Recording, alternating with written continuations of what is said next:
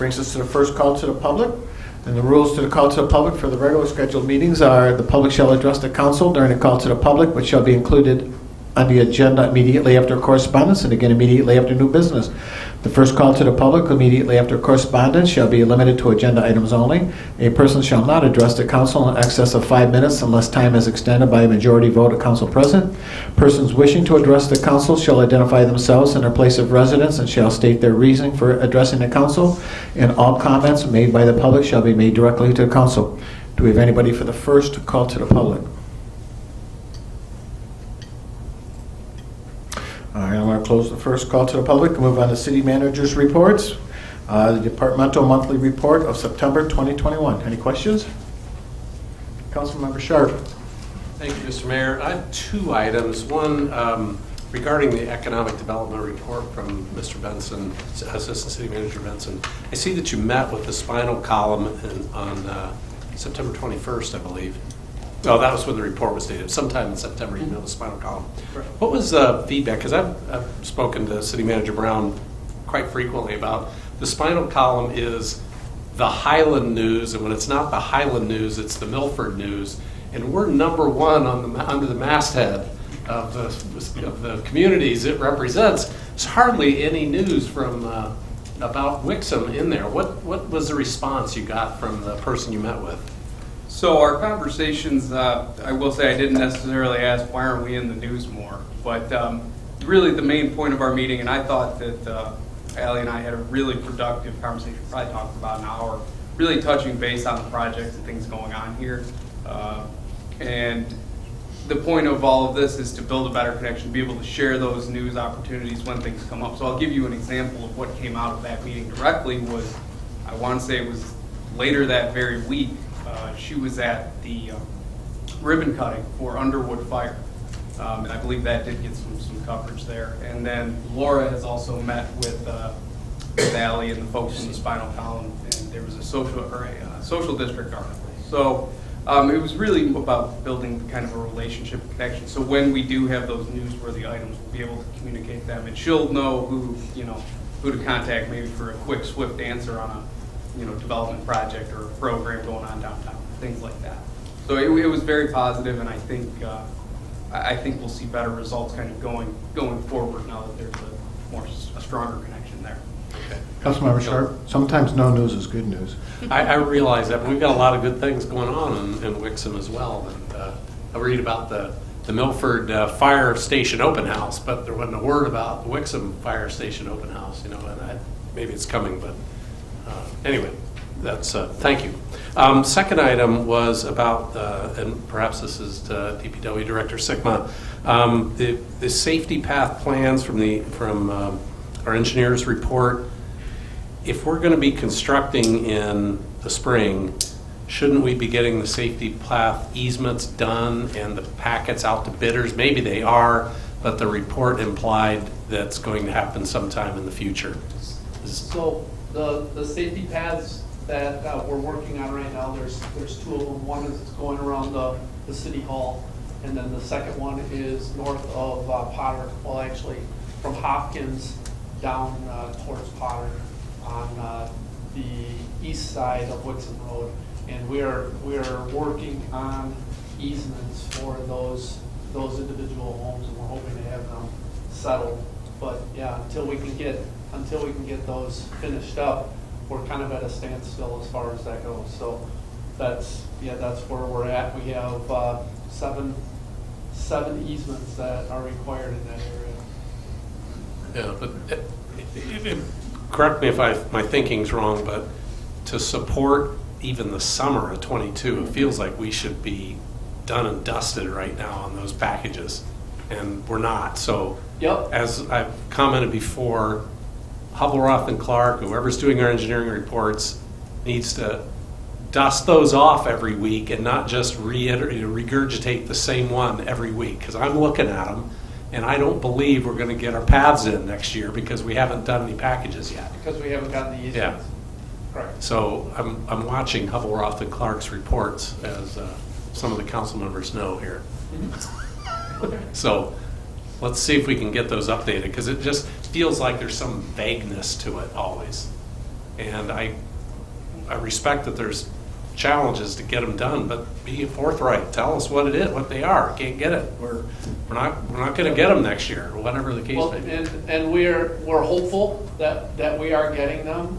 We've met with all of those residents several different times, myself included, and it's difficult. It's difficult to get them without paying for them, and we've paid for other ones because of grants and specific requirements, but these we're trying to get on a less costly basis. That feels right. I agree, but I'm happy that, but I also have this expectation we're going to see paths next year. But in the back of my mind, I'm thinking we're not going to have new paths next year. Yep. So let's just be clear with everyone where we're at. All right. Sure. Thank you. Yep. Thank you, Mr. Mayor. Hey, Tim, Yes, sir. do we have any of those easements? We have one. We have. Okay, is the issue with those easements the closeness to the sidewalk to Wixom Road? There are multiple, each homeowner has, there's different things involved. There's the rock walls. Yeah. There's a crossing on the creek, and coming right up next to the fence line right on the corner of Hopkins and Wixom Road we're having trouble with. There's different things for each. Yeah. Each of those different homeowners has something else. Right. And it's interesting. Yeah. Learned a lot. We got faith in you. Thank you. Councilmember Grenlow Fox? Thank you. I have a question for Director McGee.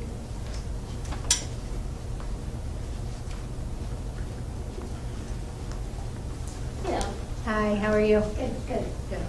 So I was looking at your report, and it looks like we still have a lot of zeros under participation for some of the programming, and I'm wondering, have people not come back, or have we not opened up all of our programming? We haven't opened all of our programs up. Okay. We're basically soft opening, I guess you could call it, slow motion, kind of, especially with the inside. Outside activities, all there. So the exercise type programs, none of those are, No, we're running those. oh, okay. We're running those. Okay. We're running those using the whole ballroom so we have more space. Okay. So it just basically depends on what the program is Mhm. as far as Correct. when you'll start? Okay, thank you. Mhm. Thank you, Mayor. Councilmember Berman?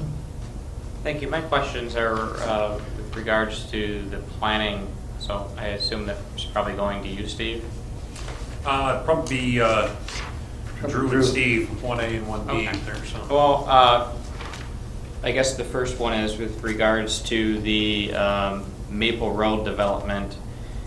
Do we have an answer yet on whether that's going to be rentals or owner occupied? You're talking about the conceptual development discussion? Yes. So their plan is still for them to be a rental product. Okay. Because I mean, my view has been and will continue to be that I don't believe we need any more rentals in our city at this point in time. And I agree. I think last month there was another one down by Beck Road that was being reviewed as a rental as well, correct? Correct. And I also see that National Lime and Stone is back on here. Are we still moving forward? Or I haven't heard anything more from it besides when we talked last time that it seemed like the consensus was we didn't want a limestone facility in the city, but are they still moving forward? Yes, their plan is still to, they've been basically revising their plans and, providing details that we've requested as a part of their special land use consideration.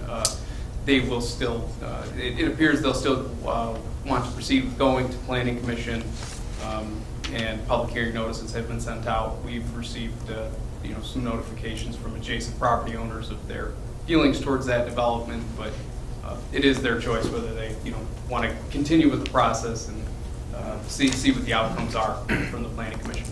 I would just ask that for all three of those developments to make sure that we're noticing it properly, clearly to the community. 'Cause I'm sure there's plenty of members in the community that would be willing to come out against more rental developments and against a limestone quarry in our distribution facility in our city.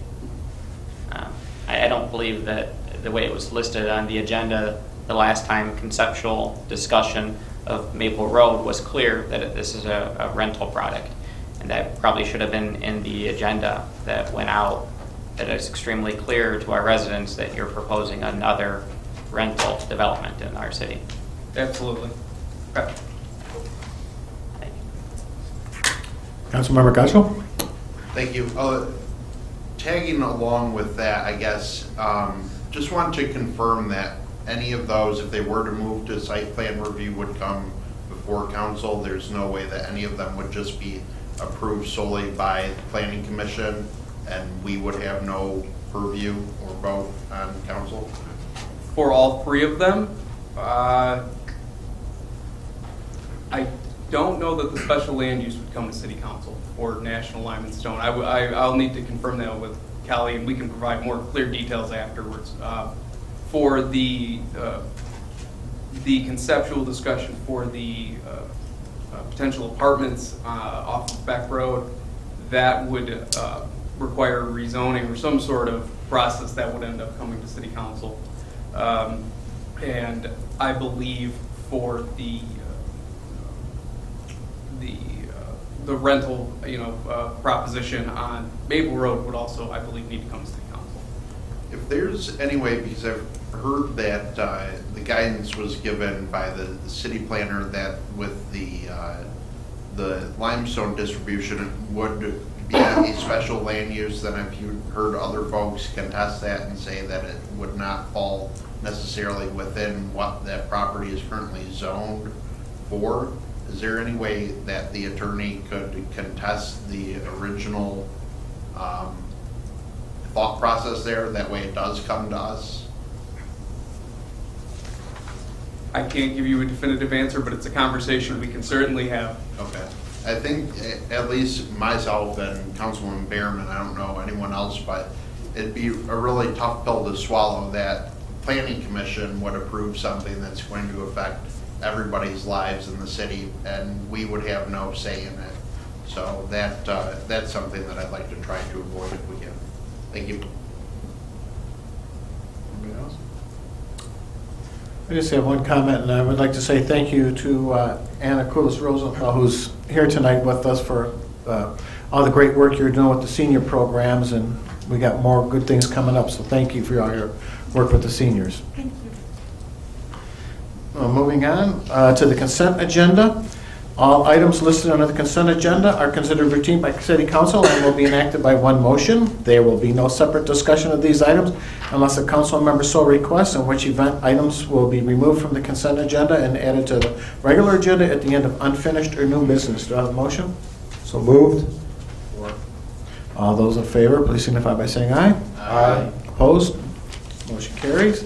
We have no unfinished business tonight, so we move on to the first item of new business, which is a recommendation to adopt a resolution to vacate a portion of Manistee Street right-of-way in accordance with Section 12.00.050 of the Wixom Code of Ordinances and authorize the city manager to complete the associated property swap, including the transfer of ownership of the vacated right-of-way to AFC Holcroft's adjacent parcel number 17-31-452-011. Do I have a motion?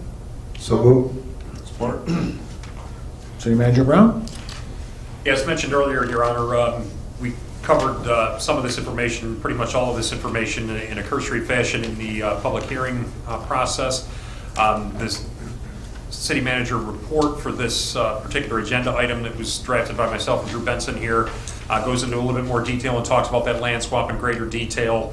And it talks about the benefit to the city being retention of AFC Holcroft, as well as obtaining some property that we really should have control of vis-a-vis Manistee Street's existing roadway. So that land swap is part of this agenda item, if you will. The other part about that is that because we had to obtain ownership of that property that we do not yet have, we basically expanded the easement that was required for the Airline Trail Phase 2 extension, which resulted in a higher cost for that easement, with the intent that the city would be pursuing a refund of the portion of that easement payment that would be covered by that land swap, because we would gain control of some of that property. So that's all conversations that we would have with AFC Holcroft going forward if we get approval to proceed with this vacation of that portion of Manistee Street that would come into play with this land exchange, land swap, as well as the easement that we worked out with AFC Holcroft to make that phase 2 of the Michigan Airline Trail extension a reality. We went through the process that was required. It's mentioned in here how we went through that process, and we had that public hearing earlier. We did not receive any public input from that public hearing process, so administration's recommendation that you would adopt a resolution to vacate that portion of Manistee Street and then transfer that additional piece of property then onto AFC Holcroft's adjacent property, parcel number 1731452011, is still city administration's recommendation. And it talks about authorizing the city manager to likewise complete the property swap. So that's something that we'd work out the paperwork to effectuate this conceptual land swap that we've gone over in this report. So we're looking for those actions by the council coming out of that public hearing process. Deputy Mayor Resnick? Thank you. City Manager Brown, so with this swap completed then, outside of that one turning radius issue over by Corex, this will complete the rights of way needed to start construction then on the phase 2, correct? That's correct. Okay. Right. This is the last piece of the puzzle.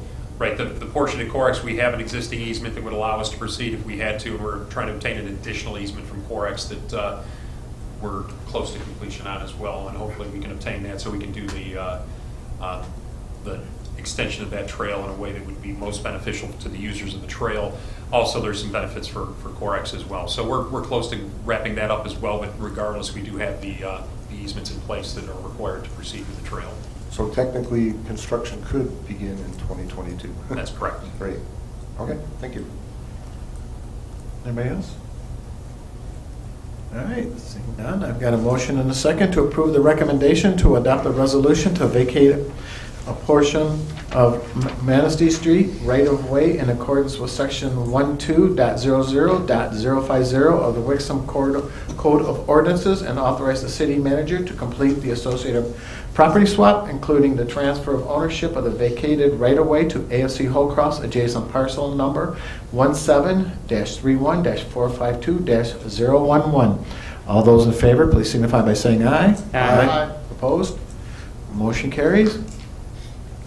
New business number 2 is a recommendation to approve the purchase and installation of the Junction Social District signage from Signorama of Wixom, Michigan at a cost of $4,733.78 from account number 248-729-956.006 Downtown Enhancements. With us tonight is Laura Cloutier from the Director of the DDA. Good evening, Laura Kluger, Wixom DDA Director. Our Design Committee and Promotions Committee have been working hard on the next steps to opening the social district, and ordering and installing our signage is the next step. So before you, there are 3 different signs. One is our general logo sign, and one is the quote-unquote rules sign. And the last one is the exit sign, basically saying you're leaving the social district. Our design committee thought it would be cute to play up the railroad theme of the junction on the signage. So the wording that is on that sign is what they have come up with. We did receive 3 quotes. Signorama came in at the lowest quote. So we would like to proceed with this, and the turnaround time also for Signorama was the quickest, to 2 to 3 weeks. So the other companies were anywhere between 4 and 8 weeks for installation and production of the sign. And with that 2 to 3 weeks, it'll put it right in line with the, if you want to call it the grand opening, Grand whatever, opening around Thanksgiving that we're hoping to open. We're hoping to have it open by Thanksgiving weekend, but we are still waiting on a few things. Any questions? Councilmember Gatchel. Thank you. Just regarding when we get to the use of biodegradable cups, Yeah. are we going to have a separate, what I noticed the one sign says like trash/recycle as appropriate or something along those lines. are we going to have separate guidance for that, or separate, like... Receptacles? Containers for those? Right now, we have only ordered the trash receptacles. We are looking at ordering the recycling receptacles too. It is our plan to have separate ones, but our budget right now allowed for the purchase of the trash receptacles. Ironically, the recycling receptacles are probably $300 more than the trash receptacles. So we're trying to figure out our budgetary items with the recycling receptacles. Okay. And even though we're trying to do the right thing with the biodegradable cups and stuff like that, if trash gets mixed in with recycle, it's all trash, so. And just to let you know, there is a supply chain shortage issue with the biodegradable cups. So we will not have the biodegradable cups to kick off the social district, but it is our goal to, once those are available, to have those as our normal cups. So with the plastics, so we're just having people throw them in the trash to start with? Unfortunately, yes. Is there any way to run like a take-back program with the participating, like they can hold them until DPW can swing by and that is something we recycle can them have. or something? Just some way to keep all the single-use plastic out of the system would be. That is something we absolutely can explore. That's not anything that we had talked about, but that is a very good idea. Thank you. Councilmember Gretchen Fox? I was going to ask a similar question, but if we can't do that, are there other recycling receptacles in the city that we could use in that area until? The only two recycling receptacles that are currently in the downtown are located here at Sibley Park. And the majority of the trash receptacles are located down at Sibley Park and down at this end of the downtown. The trash receptacles that we're purchasing will be at the west end. Yeah, anything we could do to make sure those don't get in the Absolutely. Councilmember Smiley?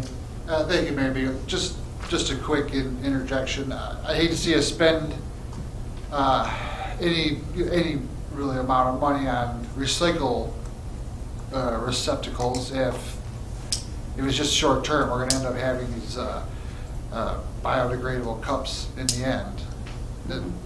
We're not talking about spending a lot of money for recycled receptacles if we don't need them. Hopefully, a few months from now, by the spring. Right. Yeah, that's what we're trying to balance off the idea of switching to the biodegradable materials, and then that would make the recycling less important, obviously. So we have to kind of balance off when we think that issue of being able to obtain those kind of materials is going to end, and whether an expenditure in the meanwhile is worthwhile, given some of the limitations that the mayor has mentioned here regarding recycling programs. When you do have a situation and people don't use them properly, it becomes problematic and of little utility. So we're trying to balance off and try to come up with the best decision that we can make in terms of addressing the concerns, because we want to make sure we limit the waste products that goes into the waste stream as much as possible. But if we can get the biodegradable materials, that'll be the win. It's not worth it to, right. To have this. I'm sure that's not even a net gain for the environment if we put expenses and resources to recycle bins and we don't really need them. Right. And that's without going into the whole debate of whether anybody needs them. Understood. Thank you. Deputy Mayor Resnick. Thank you. My question is, I know in Economic Development Director and Assistant City Manager Benson's Economic Development report, he talked about with the census changes and the potential of getting additional Class C liquor licenses, that there's some interest in the old 7-Eleven property. Right now, the boundary sign that will be placed excludes that property along the side. Well, I was just wondering, how hard will it be to, A, change the boundaries for the social district to include that property if something does come in next year, and how hard is it to take this sign, the boundary sign, and move it if the boundary is changed? So changing the map is really not all that difficult. It would just come back to you all. You would consider and approve an updated map, and there would also be the associated license that would come come before all of you, they can submit it to the MLCC and, off we go. And the map would then go back to the state for reapproval. And that's actually one of the beauties of these signs is that in other communities, they actually include their maps on their signage. And we thought, well, these will likely change, so we use the QR code. Yeah. But you'll be able to move that sign then? Yeah, Oh, so nothing's being bolted to the post. There are brackets that will go around the post. We didn't want to do any damage to the post in case the social district one day went away or there were damage to the signs that we could easily take them off and replace. Okay. Thank you. Councilmember Sharp? Yeah, I've seen the sign already. It was in the spinal column. Nice job. It's already been reported by the spinal column. Thank you. Progress. And we've had the DDA has had a lot of articles in the spinal column in the past few months. Very good. Anybody else? All right, I got a motion and a second to approve the recommendation to approve the purchase and installation of the Junction Social District signage from Signorama of Wixom, Michigan at a cost of $4,733.78 from account number 248-729-956.006 Downtown Enhancements. All those in favor, please signify by saying aye. Aye. Opposed? Motion carries. Thanks, Laura. Thank you.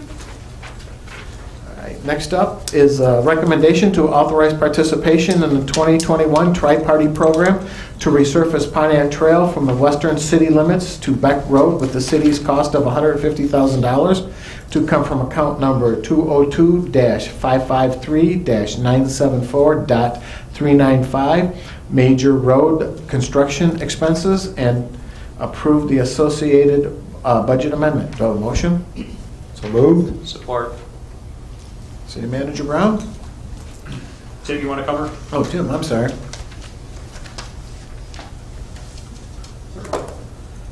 So every few years, we participate with Oakland County on resurfacing some roads. It's been a number of years since we've done a group project together, and this one seems like a very good one for us to do. It'll basically pave the extent across the city of Pontiac Trail. So from Commerce and Novi intersection all the way to the western edge of the city. And they have some grant money that they've acquired through different funding sources, and our portion for the tri-party portion is $150,000. And we think this is great for the community, and we want to proceed. Tim, do we have any idea when they start this project if approved? It is planned for this next summer, Okay. my understanding. So we'll get a little bit heads up notice. We can let our residents know what's going on too, right? Yes. Very good. Councilmember Berman? I guess my question is it just the street, or like, is it going to replace the parking on the side? That is part of the city's responsibility. It will most likely not, from what I'm understanding right now, does not include this piece. Are we going to be working along with them, because we're going to be doing the bike path at the same time in the same area? There are a number of things that we'll be working with them on throughout that. There's also culvert, Norton Creek will be replacing. Nothing worse than when you fix the street and then the water company comes through and digs up the street that just got Correct. fixed because they got to replace the line under it. Yeah. You know, That's, just want to make sure that we're timing things together. So the water mains along Pontiac Trail were completed in roughly 2000, and we expect that there's another 15, 20 years on them for sure, and we don't expect any problems there. I was thinking more the airline trail than the water mains, but yeah. The airline trail, we're working with them on that as well. It's coinciding with that project to some extent. So, Thank you. I had the same question. Okay. Councilmember Sharp?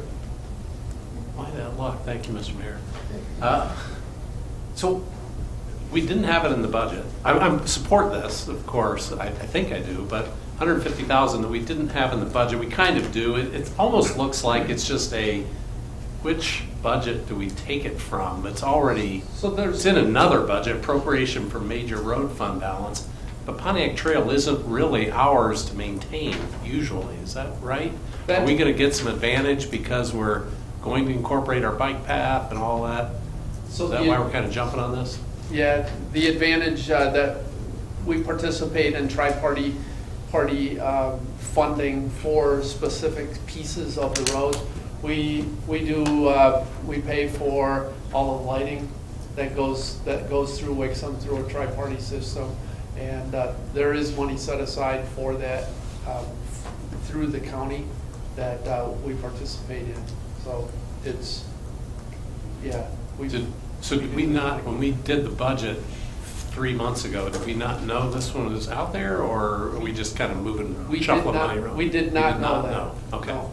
The grant funding came into play and made it a reality more quickly, I guess is how I would put it. Okay. I'm going to put it kind of inelegantly for a second there. So More quickly. even though this isn't really our road, we're going to be in good partners with our tri-party partners. And I'm sure we'll get some advantage on that, as Councilmember Behrman mentioned about the bike path. They will work with us, I hope. The other point I wanted to make in here, because you know how I love the engineering expense, Tim. The engineering expense is $175,000 for a $1.375 million project, which is just under 13%. I like that benchmark. That's a really good number. It is. Okay, I'm If we going had- to write that one down. If we had engineers working for the city, Is that what? we Okay. would be able to support those numbers. So RCOC, or not RCOC? They have their own engineering. They have their own engineering. So whose engineering dollars are those? Are those going outside the county, or any idea? You don't have that. It's RCOC engineers that are developing. Okay, so if you look at the cost participation agreement, it talks about the fact that they're contributing the engineering, which is valued at that figure. okay, got it. So there's the overhead and all that's already accounted for somewhere else in the whole project, and they're not getting billed hourly the way we are with our other engineering services. Okay, I understand. Thank you. All right, seeing no more questions, I got a motion and a second to approve the recommendation to authorize participation in the 2021 Tri-Party Program to resurface Pontiac Trail from the western city limits to Beck Road, with the city's cost of $150,000 to come from account number 202-553-974.395, major roads / construction expense, and approve the associated budget amendment. All those in favor, please signify by saying aye. Aye. Opposed? None? Don't go anywhere, Tim. Thank you. New business number 4 is a recommendation to adopt the resolution and enter into an agreement with Robinson Brothers Encore Development for winter maintenance of Monument Lane, Union Street, and Valor Way, and authorize the mayor and city clerk to sign the agreement. Do I have a motion? Support. Very good. Tim? So the last few years, we have developed an agreement with Robertson Brothers to plow these particular streets. We anticipate that we will be accepting them at some point after they get over to like 80 to 90% of their occupancy. And so we used or utilized the Oakland County specifications for the number of miles, and we worked out that number a few years ago, and we put in a 3% increase, I believe, this year, and feel that this is the right thing to do for our community. All right. And again, my question is, we're charging enough? We're not going to lose any money on this? We won't lose any money on this one. All right, and just for the record, it's 0.35 miles of two-lane roadway that we're talking about here, so. Correct. Good. Any questions? All right, seeing none, I got a motion and a second to approve the recommendation to adopt a resolution and enter into an agreement with Robinson Brother Encore Development for winter maintenance of Monument Lane, Union Street, and Valor Way, and authorize the mayor and city clerk to sign the agreement. All those in favor, please signify by saying aye. Aye. Opposed? Motion carries. Thanks, Tim. All right, next up is new business number 5, and it's a discussion of the state redistricting maps. The floor is yours, Councilmember Gacho. Thank you. Assistant City Manager Benson is going to help out, and he has the maps pulled out up on the computer, but in the meantime, I had requested this discussion be added tonight after reviewing the maps myself and following the process and becoming concerned about Wixom and our residents and our needs based on the proposals that have been put forward. My main concerns come mostly from the proposed State House redistricting maps. Some of the congressional maps and state Senate maps are better than others, but it seems overall the proposed State House districts are consistently not that great for Wixom. So as Assistant City Manager Benson can go through the different tabs, you can see it. We're in purple there, obviously it's labeled Wixom behind the purple, but in a lot of the community, or in a lot of the maps, it follows a similar situation where you have Wixom with Walled Lake, and then we move into Lyon Township and South Lyon, and then we inevitably cross county lines, either to our south or in some cases to the west, and we end up in much more rural territories like Salem Township and Worden and places like that. As the census showed, we're one of the fastest growing communities in the state, and we're pretty well understood to be a Metro Detroit suburban community now.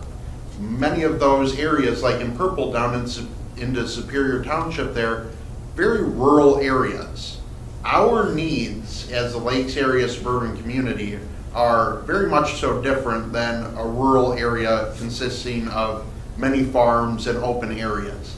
And so one of the guiding principles that the Citizens Committee has been tasked with is to come up with maps based on shared services and try to keep communities with similar communities. And I don't think any of the State House maps, as the Assistant City Manager has been going through, really do that for Wixom. We have our Lakes area communities like Commerce, Wolverine Lake, Walled Lake, Waterford, White Lake, Wixom, West Bloomfield, and at best we're only lumped in with Walled Lake in most cases, and then we start to head west or south from there. There's the instance where we cross into Livingston County and get to Whitmore Lake and Brighton area. Again, very different areas from where we are. In our community, we share a school system, number one, after-school activities for kids, tri-party agreements like we just voted on, the same county management, which can't be said of these maps. We have mutual aid agreements between police and fire, which isn't going to be the case if we're asking our fire department to be mutual aid with Superior Township. Would never happen. We don't really communicate with them with respect to helping out along those lines. And so we even share and coordinate CDBG funds with other communities as well to make sure that our community services are taken care of. So that's why I really wanted to, I guess, hear everybody else's thoughts if they've been looking into this, and hopefully ultimately have the city manager draft a letter on behalf of council to send to the redistricting committee, sharing our concerns and strongly urging them to reconsider who they're going to district us with.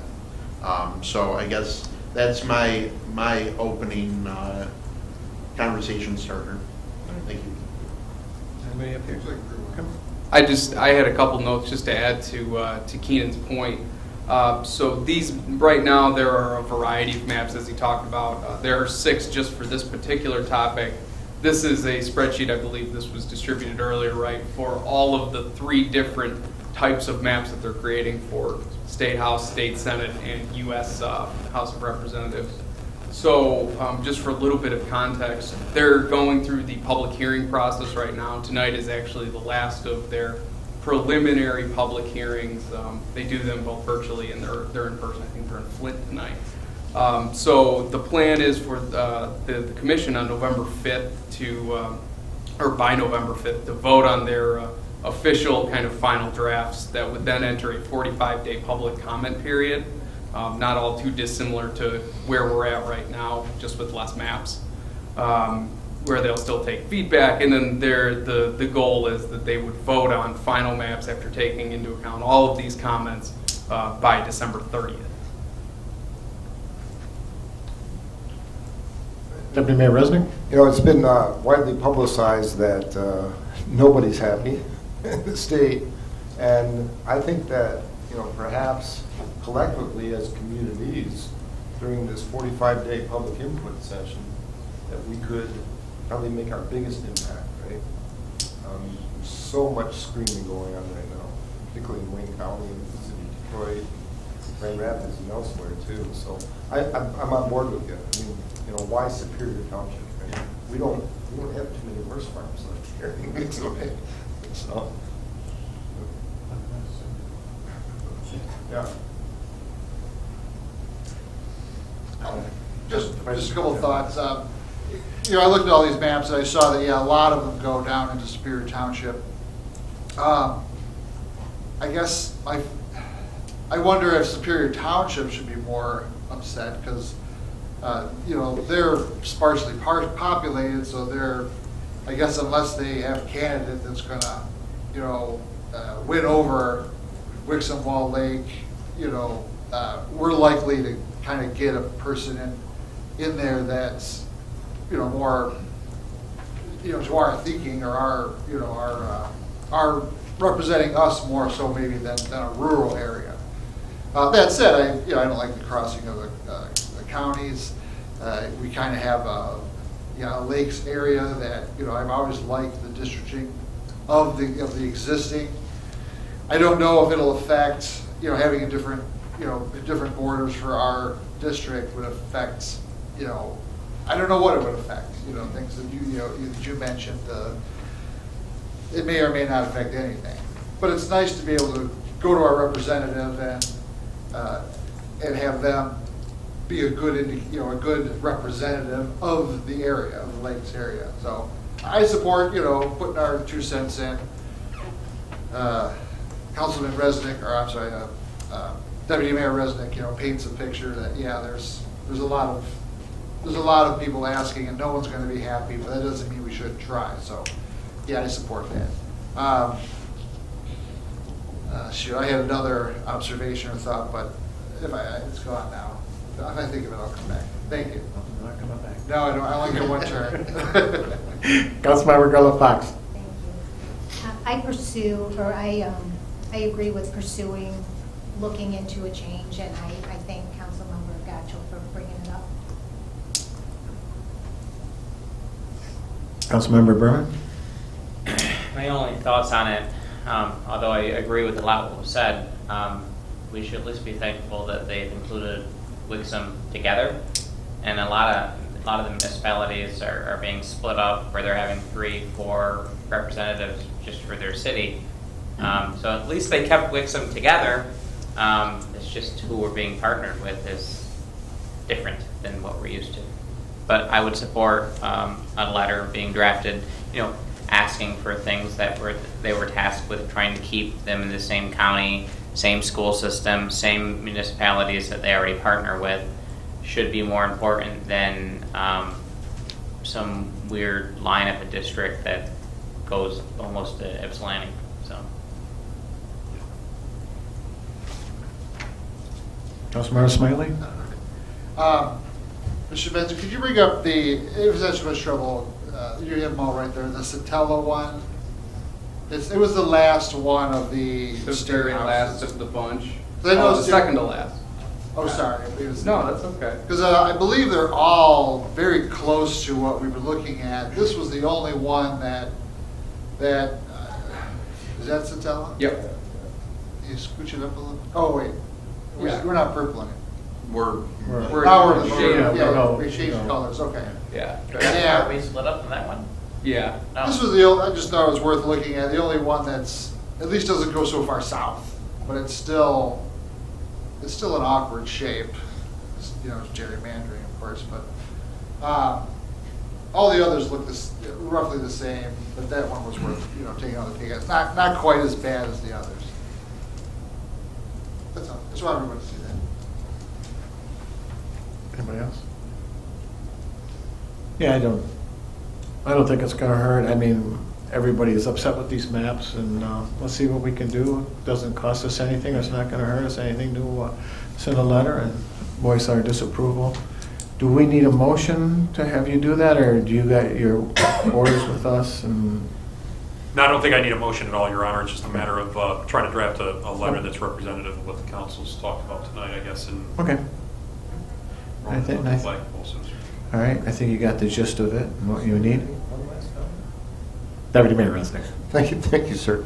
You know, the other thing too is when I think about the Beck Road Widening Task Force Committee and the efforts we put in our trip to Washington back in early 2020, we went as a cohesive group, right? Now we'd be from three different, right. We have to go see three reps or Congress people versus one, so Yeah, it was hard this is enough. another point to make, Yes. right? It was hard enough just to get those guys with all of us, so.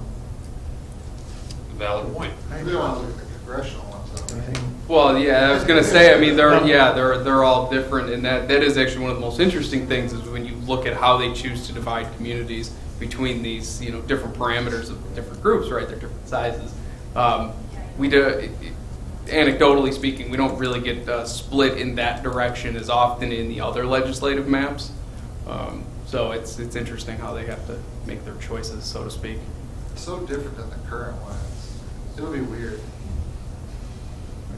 Councilman Gaston, you got anything to add? Are you good with this? No, I'm happy to hear that there's a consensus, and hopefully, if you would like us to each sign the letter before it gets sent or something, if that adds anything to it, then I'd be fine with that. But I sincerely hope that they'll take into account that it's not just angry residents showing up, which is one thing and very valid on its own, but you literally have locally elected officials reaching out saying, hold on a minute. And so hopefully they do take that with a bit more weight when they go forward. As it was just kind of mentioned, it's so different from what it is now. It's like they didn't start with what do we have and where do we need to adjust. It was just somebody held up their hand and started drawing with marker to see where they wanted districts to be. So hopefully we can be ultimately districted with our fellow Lakes area communities. Thank you. The one other thing I would say in the process of city administration crafting this letter, any specific thoughts or feedback that any of you would like to see included in that letter, help providing that to us ahead of time. We can help make sure that letter is as representative of your collective feelings as possible. So whether it's talking about specific, types of maps, let's say in this example, issues with the state House of Representative map because it splits us outside of the county, or the U.S. congressional based on other factors. Those kind of specific points can be most helpful for the redistricting commission to be able to understand maybe how they should change their thought process. So more detailed, hopefully, the better.